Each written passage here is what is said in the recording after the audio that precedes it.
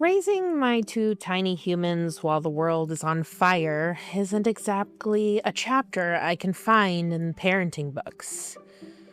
But here we are, doing the best we can with snacks, screen time limits, and the occasional existential crisis. I'm Jess Faulkner, and welcome back to Just Jess. Time for some updates. This hospice patient is back home and doing well. There is a lot of bureaucratic bullshit happening right now that I cannot get into. But the most important thing is that she is home and well. Ojara is going well. I'm still trying to manage my leg pain. I'm going to ask for more Ativan. I would like to take it as needed, but I might start by asking for 3 times a day instead. It has made me able to walk up and down the stairs without extreme pain. My bone marrow biopsy showed that I don't have iron stores in my marrow, meaning iron transfusions may be in my future. We shall see. The B&B also showed progression, but as expected, no leukemia, no fibromyalgia, but I may need iron transfusions depending on what my ferritin levels come back as. Low? Then yeah, transfusions. Let's see. My anxiety has been managed pretty well with Cymbalta and the clonazepam. When I spike in anxiety or know I have to do something that's going to make me anxious, I use my break the glass in case of emergency med, the Klonopin. Ooh, planty update. The plants are thriving. Only 3 in the plant hospital right now, my oversized tub. Those are the ones needing more moisture or water on a more regular basis or have bugs on them or some kind of growth. My cactus Post Malone is not doing very well. My fiddle leaf tree is also in the hospital leafless. New growth everywhere else I look, though. I love it. I currently have Smelly Shelly and a cool propagation experiment on my desk right now. Next to me, to my left, are some cacti, succulents, and some other greeneries. A ficus microcarpa that is fullish of leaves. There's also the Hoya that has just left the hospital and has moved to a spot in the window with all of the other healthier plants. My philodendron also just came home from the hospital. He's the one I've been propagating on my desk. Downstairs, though, I have just a stem right now propagating, and it's probably, I feel like it's coming along pretty nicely. It has rooted 1 node for now for it to grow on, but I'm super excited about what's going on in my plant world right now. Anytime I can show more care to my plants, it tells me I'm showing more care to myself, too. My downstairs plants, which now that I say it out loud sounds kind of gross, are also flourishing. I have a few vines that are growing and snake plants that are getting super tall, a ZZ plant that looks very waxy, and then this mystery plant I have, I really need to Google Lens it and see what it is. I will eventually, and I'll share it with you. We're doing merch drops, hats, crop tops, sweats, and tees, all different sizes. They all come in black, and you can order the white. For more information, check out the webpage or my IG page at the.jess.faulkner. That's the.jess.faulkner. They're pretty sick. On the front, they're dripping in hot pink, saying hashtag sickbitchsummer with pills on both sides of the script. And on the back, Just Jess Podcast. You'll love them. Houston, we don't have a problem. We have a fan base. If you're a listener in the area, drop a comment. Tell me how you found the show and what keeps you coming back. Y'all are 75% of my U.S. traffic, and I am blown away. Thank you. Thank you. Whoever started this Texas Ripple, I owe you tacos. Or at least a sticker. Tell me who you are. I'll send you some merch. One of y'all messaged me this week and said, "Thank you for making me feel like I'm not a burden." And I just want to say right back, you never were. Chronic illness is hard. It's not your fault, and you're not alone in it. I'm at this point where I feel super guilty because both my kids still want me to pick them up and hold them, and I just don't have it in me like I used to. The extra weight bearing down on my legs is so much.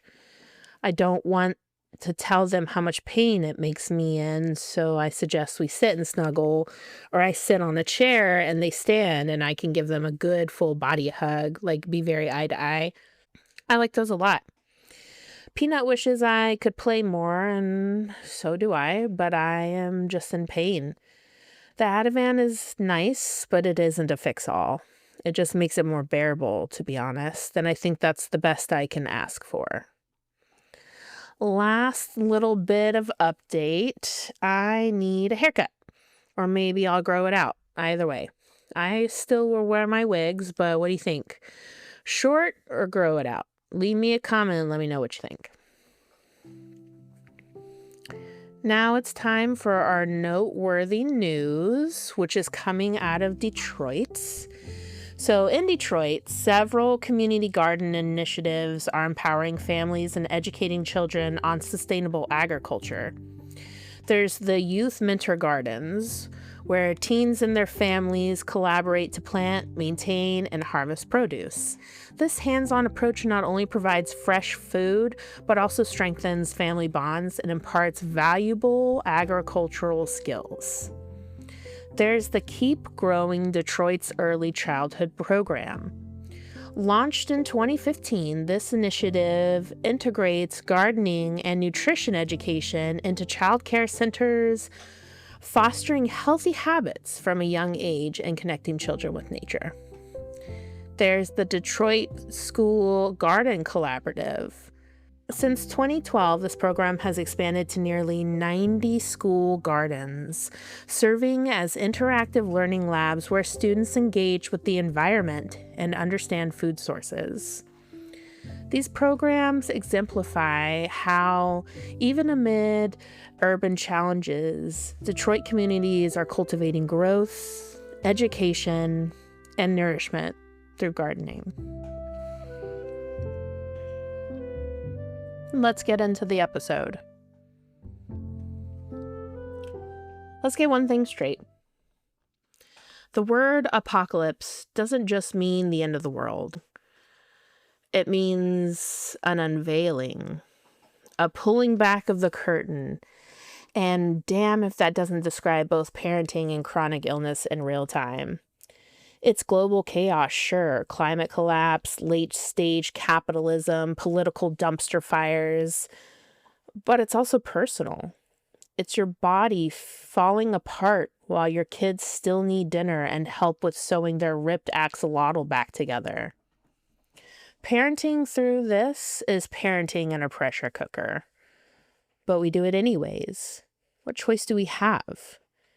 I mean, I guess we do have a choice. It's called doing nothing, which is also called bad parenting. So, my kids know that I'm sick. We don't sugarcoat that, but we also don't let it define everything. I've had to explain death, war, and illness in the simplest language possible. Kids get it. We just have to give them space to. They also don't know how sick I am. They know the sickness I have is called cancer, but they don't know much more than that. They know it makes me tired. It makes my legs hurt. Gentle parenting doesn't mean being soft all the time. It means respect. It means communication, honesty, understanding, patience. And some days when the pain is peaking and I've had zero alone time, it looks like saying, I need 5 minutes. I love you. I'll be back when I can listen with my whole heart, but I really need some me time. And sometimes it's not that graceful. Sometimes it's a more frustrated rumble of, I really hurt right now, and I need you to go and get help or anything you need from your daddy until I can help you later, usually through gritted teeth. Peanut comes in the bed with me in the morning now. It used to be around 5:45 a.m., but lately it has gotten earlier and earlier, and now she's just sleeping with me, which does not work. We are not going to start co-sleeping. Not a chance. I don't mind the snuggles, but snuggles and sleep don't have to go hand in hand. She says it's her favorite part of the day, which absolutely makes it mine as well. You know, Trixie told me the other day, I feel like I want to scream, but also cuddle. That's the emotional equivalent of living with chronic illness and raising tiny humans. We let them have their meltdowns, but we also hold space for ours. If I need to cry, I let them see it without dumping it on them. I say, Mama's sad right now. I'm allowed to be sad. But you're safe. You know, we don't do matching family pajamas except for on days of ways when we all have our pirate costume pajama shirts. We don't do fancy Christmas cards or themed lunches. We do cereal for dinner sometimes. We do art on the floor. The occasional stickers on the dog that no one knows how or why they got there. And toothpaste that paints the sink. We are living, not curated. And honestly, I think that's what they'll remember. Not the shit we decorate with, but the feeling of home. The safety they know they have within these four walls. Within the four of us. Every morning it's the same. Breakfast, medicine, socks that hopefully match. Every night, dinner at 5, stories at the tables. What was your favorite part of the day? We will ask them. Then bedtime routine. It's simple. It's everything. It grounds them. And me, when everything else is spinning out of control. It's nice to be able to look at the clock and know when a next routine marker is about to hit. It settles me and helps me switch gears into being prepared to serve the next snack or do the next craft or give hugs and kisses and to send them to bed. We have a song for everything. Seriously, everything. Trixie pooped on the potty was a daily banger in the house when Trixie was potty training. We sang it for Ursula during her time too. We dance in the kitchen. Sometimes there's a Trixie on air guitar and Urs banging her little head away while Daddy sings something crazy. And I end up jumping around with one or both of the kids while we go crazy and get so loud. We've got these things that are totally perfect and different and just a step away from the original. Like, instead of saying practice makes perfect, we say practice makes better. We are over the top sometimes to get a laugh out of the other three. And push come to shove, Daddy is always ready and eager to make us all laugh. We laugh because if we don't, we'd probably crumble. This is parenting through the apocalypse. It's not shiny, it's sacred, and you're doing better than you think. Here's a segment called Jess, Answer Me This. What does showing up look like on a really bad day?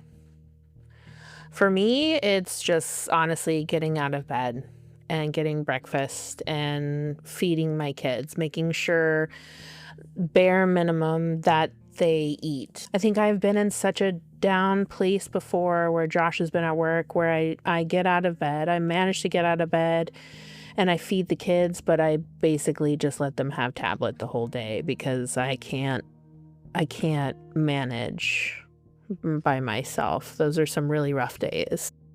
How do you keep your kids feeling safe when you feel afraid? I think sometimes I hide when I'm afraid. And sometimes I tell them that I'm scared if it's something I can share with them what I'm scared about. But other times, like medical stuff, I hide it. Not forever, but just for now. They don't need to carry my fear. They're too little. What moment recently reminded you you're doing okay? Probably those full body hugs where they bury themselves into me. That's when I know I'm still their safe place. That no matter all the crazy things that are going on, or even if I get upset with them during the day, I know that if I ask them if they want a hug and I sit down and I open my arms to them, they'll run to me, bury themselves in me, and I know in that moment they feel safe. What scares you the most about parenting through this chaos? National uncertainty, another war, the unknowns that could break their innocence, the things that they may have to be exposed to that I can no longer protect them from because of the state of the world or the state of the country. And honestly, social media scares me with my kids. There's just so much out on social media, and so much of it can be misleading and untrue.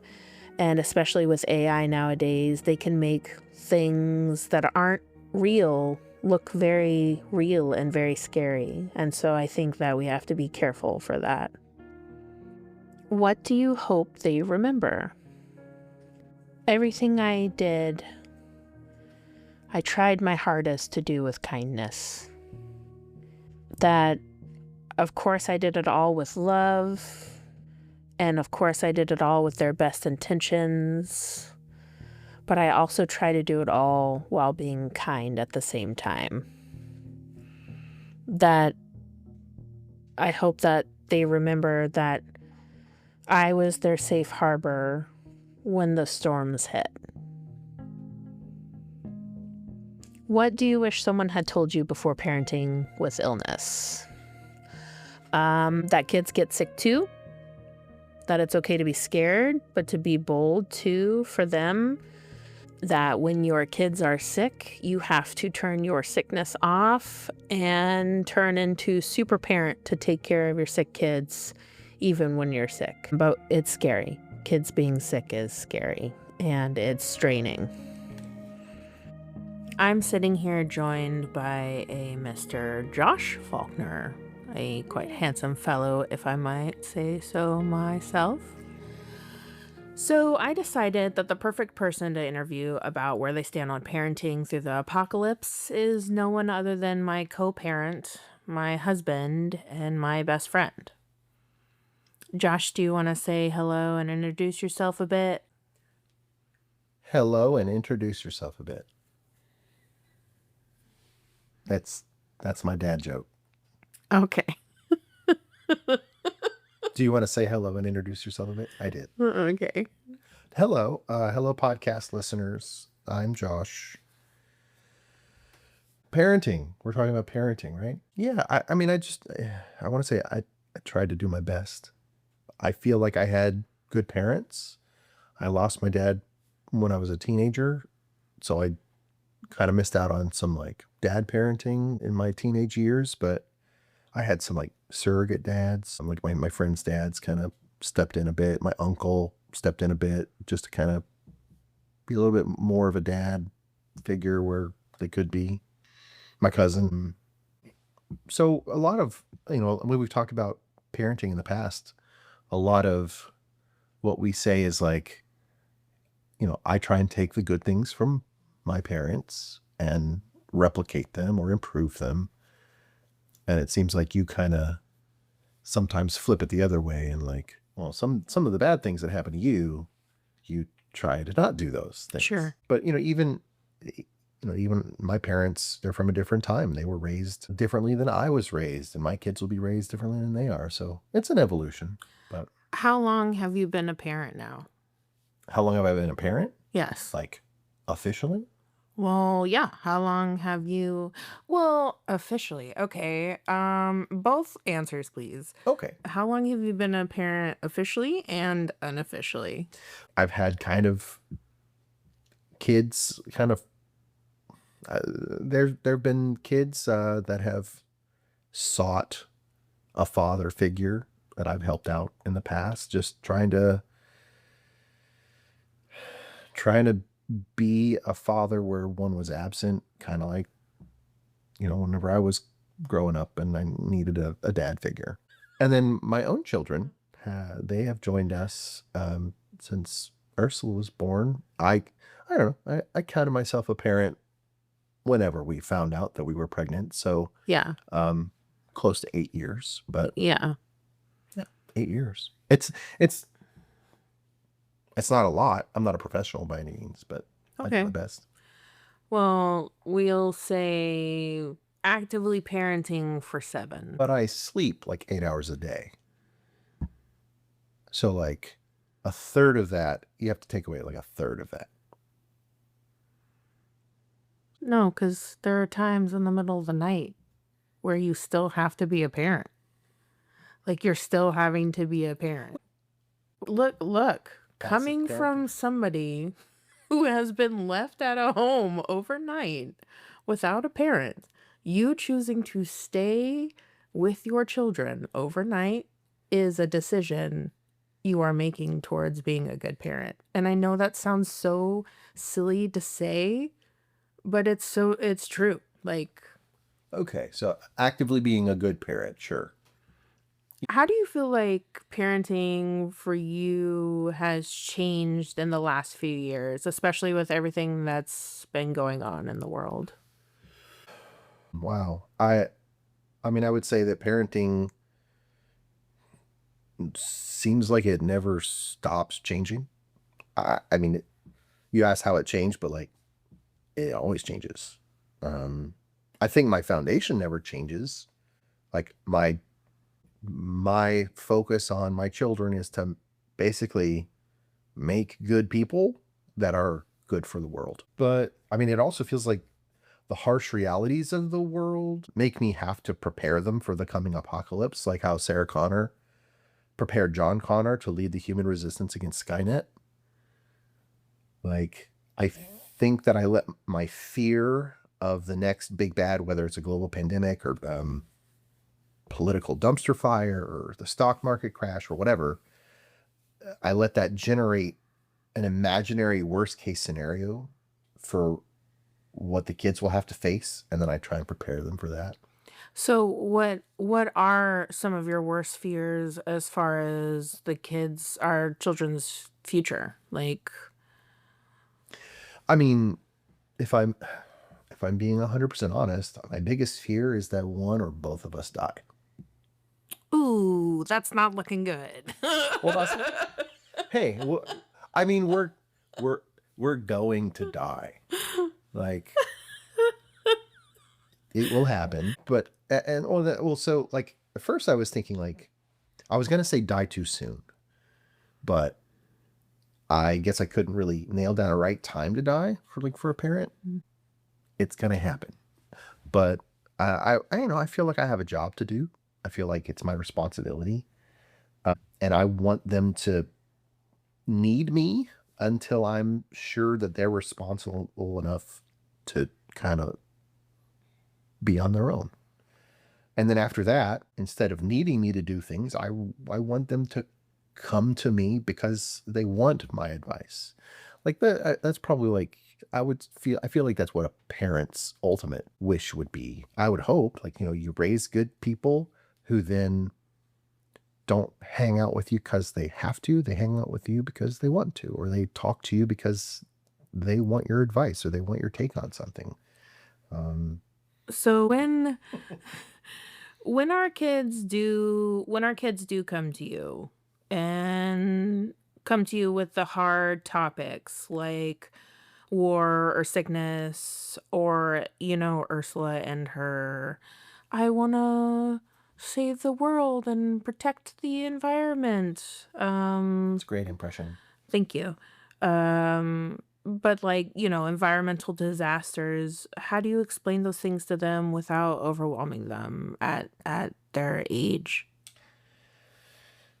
I know I have a problem talking over their heads sometimes, but I usually start at a higher level and then I check for understanding. Like Ursula, like she will make this confused face, like a huh? Mm.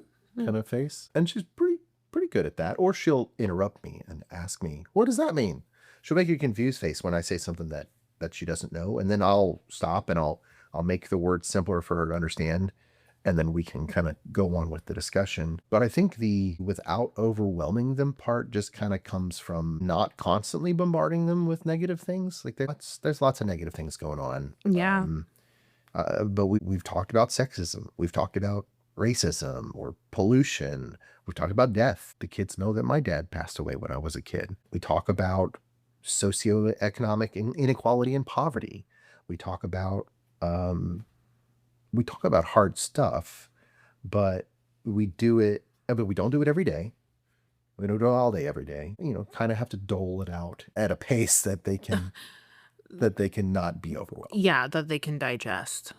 Um, but there are truly disturbing things, and I want to protect them from those. And I don't want to completely shelter them. Like I don't want them to like be naive about them. It just requires that I do a good job, like a careful job explaining so that it is general enough for them to understand, like usually with a principle or a rule for them to follow, but not specific enough for them to be left horrified. Like, so I know we've talked about in the past, there's some bad people in the world who like to hurt children. Sometimes they lie or they'll tell you a lie to get you to trust them. So if someone that you don't know offers you a ride home or tells you that they have something nice that they want to give you or they want to show you something in their vehicle, just say no and go to a trusted adult as soon as possible. I don't have to get into specifics. It tells them what they need to know and they have a rule or a principle to follow.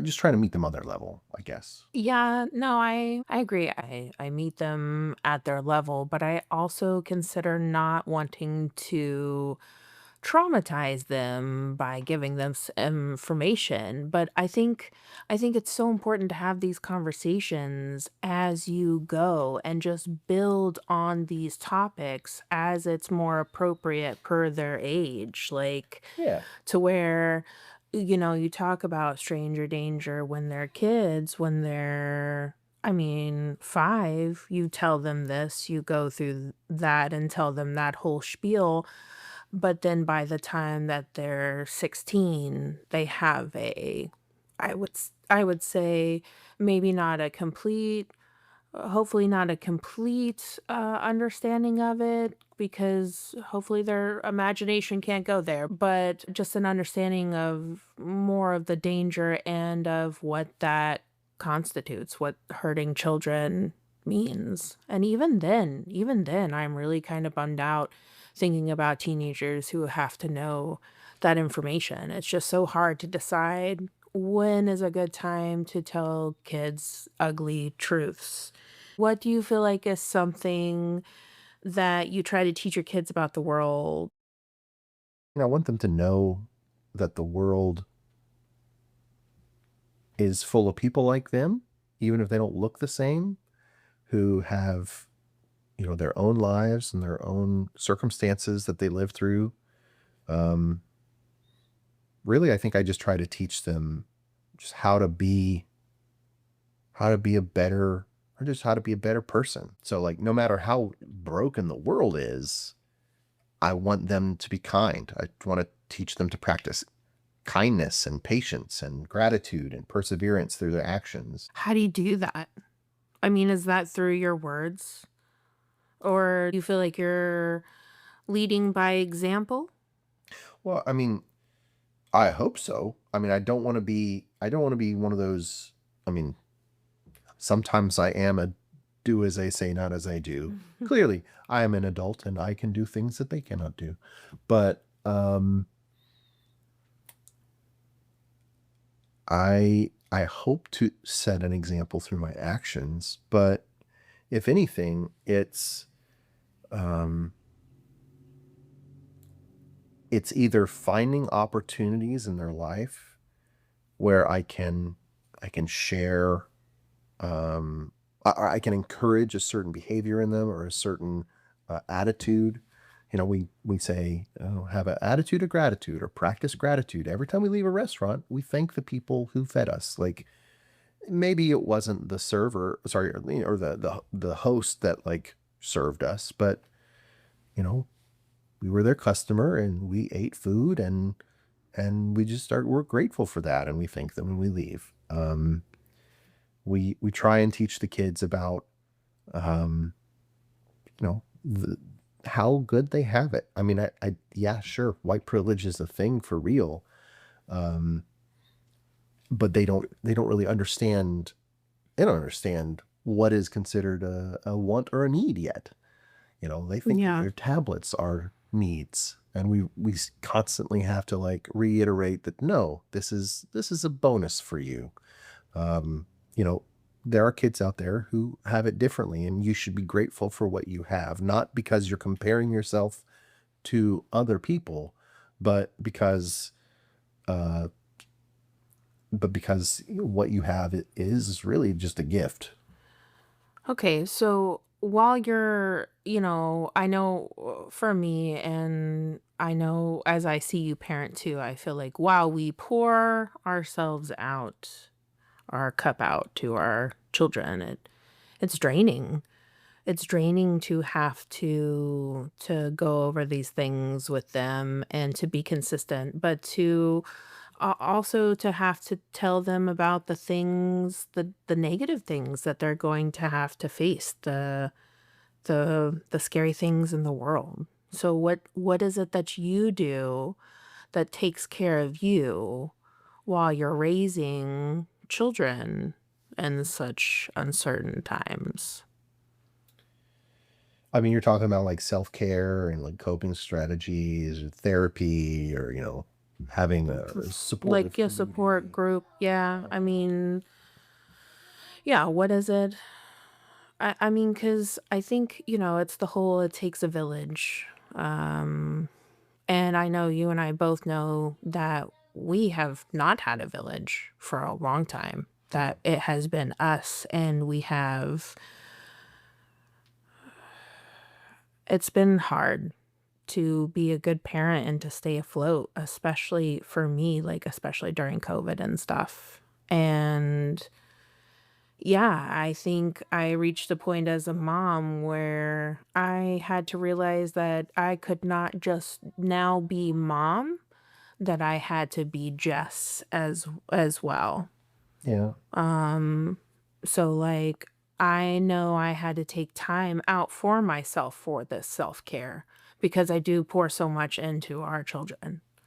So what are some ways that you are also able to recover from having to pour yourself into your kids and into the kids, into saying, giving them this reassurance because of the things we're going through, because they'll come home from school, or they'll hear us overhear us say something, and like Ursula will be like really passionate about it, and she'll be really upset, or like she'll come home with a new piece of information that like politically charge that she's really upset about, which is funny because I don't feel like we're a very like politically charged household. I think we're just a group of people who want best for for people, Yeah. and can see that kind of not happening right now. I mean, so I mean, if the question is how do I take care of myself? I mean, not well. I I mean, I have a laundry list of self care that I put off and like unhealthy coping strategies that I settle for. But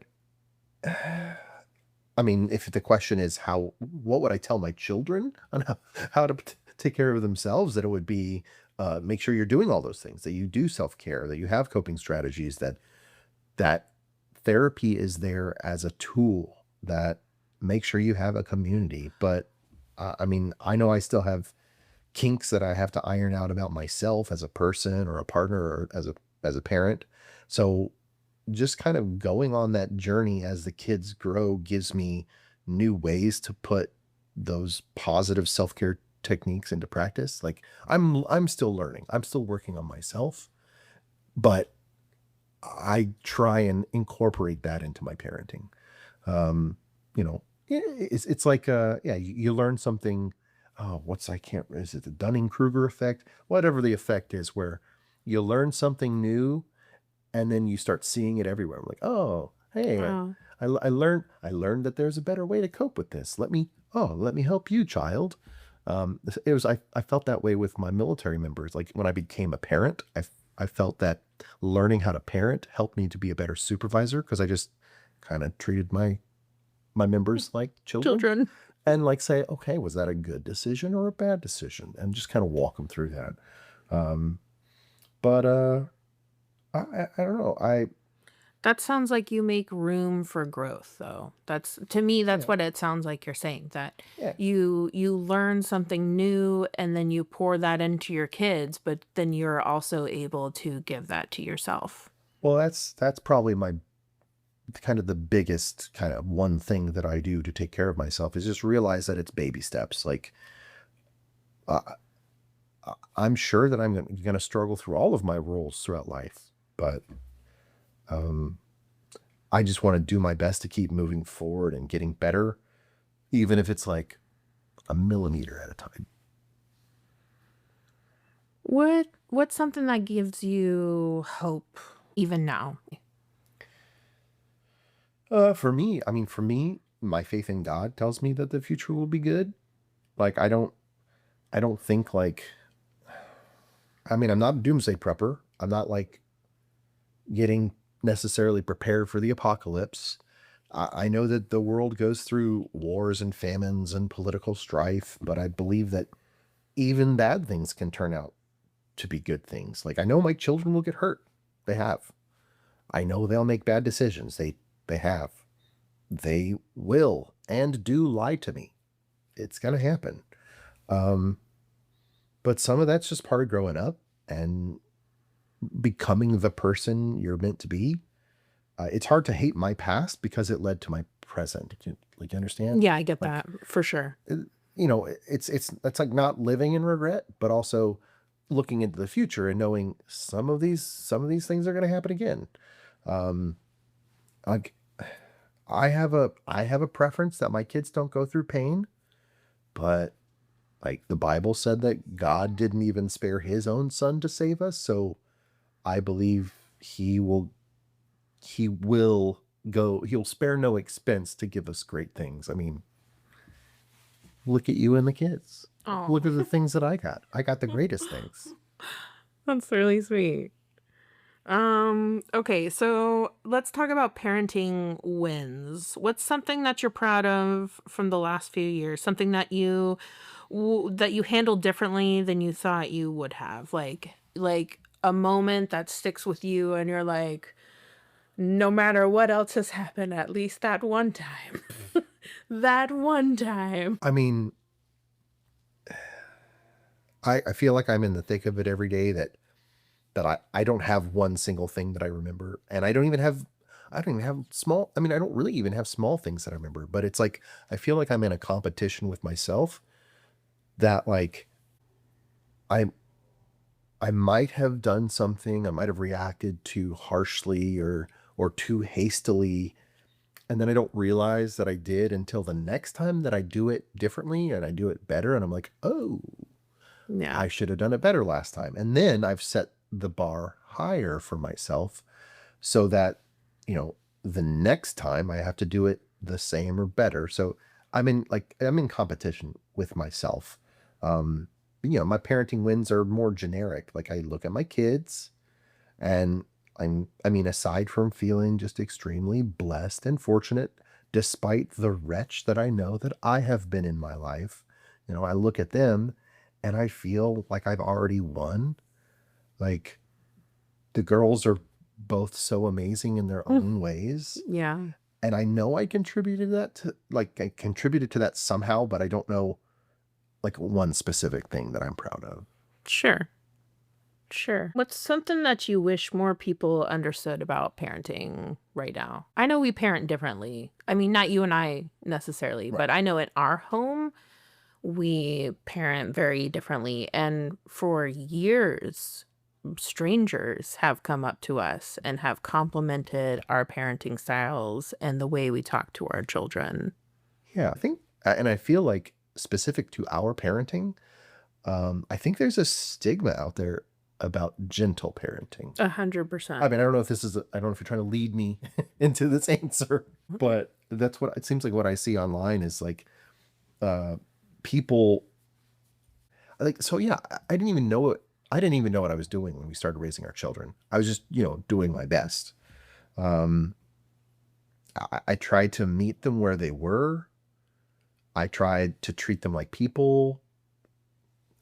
I tried to help them understand their choices and consequences. I helped them, understand their responsibility and that they're accountable for their actions. But it's almost like gentle parenting is seen as letting the child steamroll over the parents. Yeah. And I've definitely seen some parents let their children rule the roost, so to speak.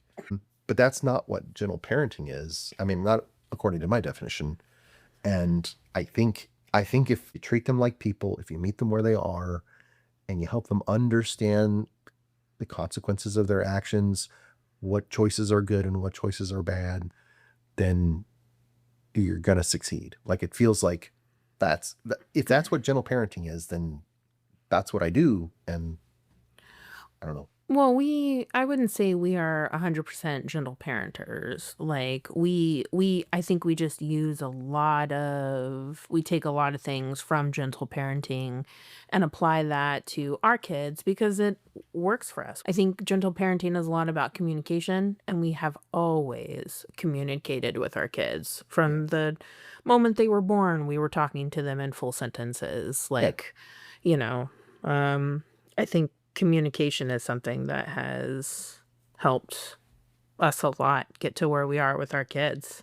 Yeah. How do you teach the kids how to balance being kind little humans, but also protecting themselves in this world? Well, I think that I want them to protect themselves first. Like I'm not trying to send them out as lambs to the slaughter. Um, mm, so like when my kids come and tell me that other kids aren't nice to them, I let them know that I don't think what those kids did was nice, and then I try to help them understand what happened. Um, I try to explain sometimes that meanness comes from a place of fear or loneliness or pain, like hurt Hurt people, people. you know. Yeah. But I usually end with advice that helps them protect themselves. So, like, hey, next time that happens, make sure you tell your bus driver or teacher or whatever. Or I want them to understand that, everyone else is going through life getting knocked around by their own circumstances. Um, but sometimes there are people out there whose job it is to deal with those situations where someone is being mean. Go to a teacher, go to a trusted adult, go to a parent. Oh, I always tell them to go to a trusted adult. When they come to me and they're like, somebody on the bus was mean. I was like, did you tell the bus driver? Yeah. I tell them, I'm like, you need to communicate this to the right people because all I can do is pull your bus driver to the side and talk to your bus driver Yeah. because like your teachers can't help you in this situation. But as they grow, they're going to have to learn to solve these conflicts on their own, Right, but even between themselves. sure. Well, and that's kind of that too lately. I don't know if you've noticed, but I've been sitting them in front of each other, and so they face each other and telling them how they could communicate with each other to deal with the issue that they're currently having. Yeah. And that I am just playing mediator. Yeah. I did that the other night.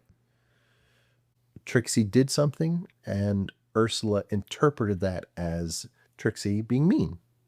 Like, and came to Trixie and was like, "Why are you being mean?" And that, she immediately stepped into that conflict resolution with an assumption that Trixie was being mean. And Trixie didn't think she was being mean. She did it for a different reason. She wasn't trying to be mean. Yeah. So really just trying to get them to a point where they can solve at least interpersonal conflicts with each other Yeah. without it, not that I don't want them to be involved, not that I don't want to be abreast of what's going on with my children, but it's I think that's a sign of growth that Yeah. they can resolve their conflicts without involving a parent. Or, as time goes on, maybe with a classmate or a friend, that they can come to a resolution without, it blowing up or needing adult intervention. Yeah, I agree. What's one piece of advice that if you could have like a one-liner or a mantra that you could give to the kids that they would repeat every day? If it's like me, the simple answer probably is love God, love people. And I think that really captures it all. If you're doing those things, you're probably in a good spot. I feel like that feels like an answer that you would say for sure. I did say it. I know. It feels like it definitely feels like one you'd say though. But Yeah. I mean, I think honestly, I think something for me, which I think mine is so different from yours, but that's why I feel like we are so successful as parents. And I would say it's because your answer was yours, and my answer would be love yourself. You are valued, Hmm. you know? Yeah. Like, I love yours because I want them to love people too. Like, people includes themselves, you know? Yeah. But, love yourself and you are of value, you know? Yeah. I mean, I try to teach them my values regardless of what the world says is right. Even if it's a teacher who's like, oh, I don't know. I try not to correct the teachers too much because I don't want to undermine their authority. But I also want the children to understand that there are some complexities that they'll learn as they get older. Yeah. Um, but I try to teach them to be critical thinkers. I try to teach them to be people who question things, but at the same time, also, have faith in the responsible adults in their life that have, that they'll have their best interest in mind, and whatever they say is most likely important, even if they don't understand it. You know, I try to teach them to be good communicators. Use your words. When you scream, it makes it hard for us to understand you. Use the golden rule. And Which is what? do Do unto unto others others as as you'd you'd have have them them do do unto unto you. you. Yeah. And even having to teach them what that means as they grew up. But I mean, we're still teaching them. Yeah. Well, thank you so much. I really appreciate your opinions because, this is what we're doing together. And in my opinion, I think you're just the greatest dad I've ever seen. You're so connected with the kids. You're so hands-on with them and you do go out of your way to teach them even when it drives them absolutely crazy, but you're just so present and you're so kind and soft and comforting. And that's not something I've always learned with what a father is supposed to be. But I love that about you. I love that you are a soft place for them to land and that they have that from both of us. Like that's really comforting to me.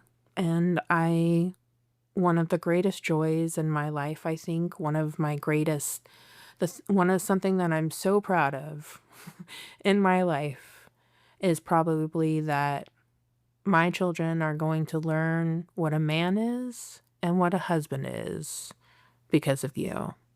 They're going to know what a real man looks like and how a man is supposed to treat his wife from watching you. And it just gives me so much hope in them, in setting them up for the future if they do decide to marry a man, but it just gives me a lot of hope for our kids, the kind of dad that you are. Thank you, baby. You're welcome. You're welcome. But thank you for joining me. Do you have anything you want to throw out there into the world? The Potterverse? Yeah, the Potterverse. Sure, we'll go with that. Not the Potterverse. I didn't say Potter. I'm not going to do it. Potter. Yeah, well, no. I mean, I'm excited for what's coming up in our lives, and I'm sure your listeners will be on the train, on the bus. They'll be along for the ride. There we go. Whatever. They're riding a vehicle somewhere. Whatever the mode of transportation is. Thank you for joining me. And thank you for joining Josh and our conversation on parenting through the apocalypse. Peace out. There's this quote I love. It says, "Perfection isn't the goal. Learning together to live well in an imperfect world is." That's the whole vibe of this episode. We're not trying to be perfect. We're just trying to stay connected, to grow with them, to survive with them, not for them. Okay, as you guys know, I've been writing more poetry lately. It's kind of been something I do when I'm bored, or if I feel like I have thoughts to write down for the podcast, but they come out more rhymey or less podcasty and, different. So this one's about my kitchen table. It's called The Kitchen Table. It's never clean for long. Crumbs and crayons, grocery lists, coffee rings, mail I keep meaning to open. This is where we gather, eating every night as one, where the big feelings spill between bites of food. This is where the art flows, where the paint misses the paper, where the colored pencils dull. It's where I write my to-dos, sip my coffee and chart in my planner, where I watch everyone come and go, leaving a bit of themselves each time. A drawing here, a hair tie there. But this land, the sacred table, is holy to me. Sneak peek at next episode, which is Breaking Up with Hope. We are letting go of old expectations and toxic positivity. Look forward to that next week. All right, goodbye all. Goodbye all. Some reminders. Don't forget, we're having merch drop now. Get your hashtag #SickBitchSummer merch now before summer hits. It is crop tops, t-shirts, sweatpants, because a sick bitch, even in the summer, is wearing sweats inside, and hats, all black or white if you request it. You can find these if you follow me on TikTok at the Just Jess Podcast. You can follow me on Instagram at the.jess.faulkner.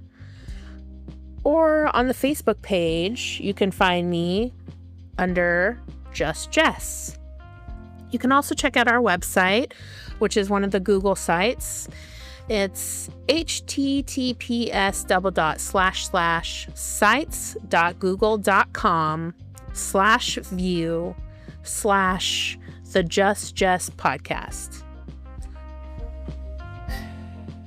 You're doing better than you think. Love each other. Love yourselves. I love you.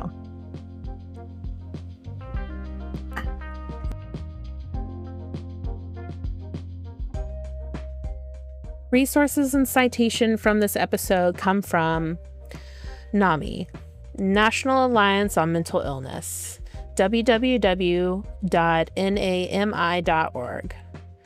Open Path Collective at www.openpathcollective.org. RX Assist at www.rxassist.org. Chronic Illness Alliance at www.chronicillness.org.au. The Mighty, https://themighty.com. Child Mind Institute, http://childmind.org. And from motherista.com.